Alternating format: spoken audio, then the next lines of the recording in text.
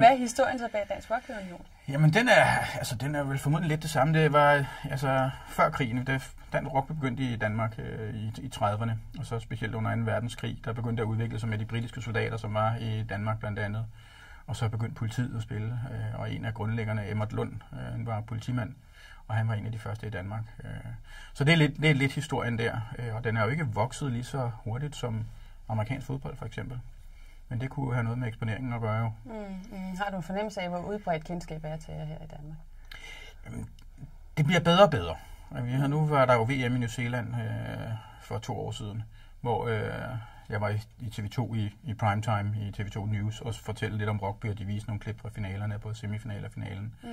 Og så arbejder vi benhårdt på at komme ud i skolerne og få folk gjort opmærksom på, hvad er det for en fantastisk sport, som jo, den kan jo klare mange af de udfordringer, de har i skolen i dag i hvert fald. Ja, det kommer jo lige tilbage til.